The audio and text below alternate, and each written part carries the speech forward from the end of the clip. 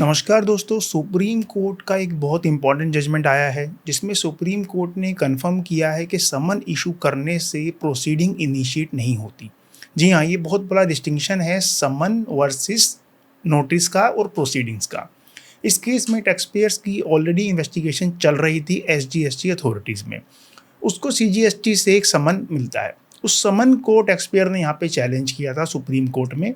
Supreme court ने कहा कि समन इशू करने से प्रोसीडिंग इनिशिएट नहीं हुई क्योंकि लॉ में दो प्रोसीडिंग करने के लिए रेस्ट्रिक्शन है, यानी कि आप एक टैक्स पेयर की एक ही मैटर पे दो जगह पे प्रोसीडिंग जो है वो नहीं कर सकते। बट सुप्रीम कोर्ट ने कहा क्योंकि समन को हम प्रोसीडिंग नहीं मानते, समन इशू करने से प्रोसीडिंग इनिशिएट नहीं हुई। प्रोसीडिंग इनिशिएट होती है नोटिस इशू करने से, यानी जब उसको सो कॉज नोटिस इशू होगा, फॉर्मल नोटिस इशू होगा, तब वो माना जाएगा कि प्रोसीडिंग जो है इनिशिएट कर दी ऑफिसर ने। तो सुप्रीम कोर्ट ने यहाँ पे कहा कि अगर सेंटर और स्टेट अलग अलग इन्वेस्टिगेशन जो है या इंक्वायरी जो है समन्स के थ्रू करना चाहती है तो वो कर सकती है।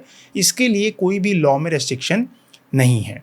हालांकि सुप्रीम कोर्ट ने ऑर्डर के एंड में कुछ सजेशंस भी दिए हैं कि भाई अथॉरिटी को, सीजीएसटी और एसजीएसटी अथॉरिटी को आपस में कोऑर्डिनेशन करना चाहिए, एक सेंट्रलाइज्ड डेटा बनाना चाहिए जहाँ पे ये पता लग सके कि इस टैक्स पेयर की सीजीएसटी एसजीएसटी में कौन कौन सी इन्वेस्टिगेशन ओपन है, ताकि टैक्स पेयर को अननेसेसरी जो है परेशानी ना हो और उसको डुप्लीकेट प्रोसीडिंग्स का या डुप्लीकेट इन्वेस्टिगेशन का सामना ना करना पड़े। पर सवाल ये है कि क्या ये समन वैलिड थे या नहीं थे। तो सुप्रीम कोर्ट ने यहाँ पे कंफर्म किया है कि समन जो है वो वैलिड थे, वो इनवैलिड नहीं थे। बहुत इंपॉर्टेंट जजमेंट है दोस्तों। डिटेल में अगर आपको जजमेंट पढ़नी है तो हमारे पोर्टल पे ही अवेलेबल है, taxreply.com पे जाके आप पूरी जजमेंट जो है वो डिटेल में पढ़ सकते हैं और डाउनलोड कर सकते हैं।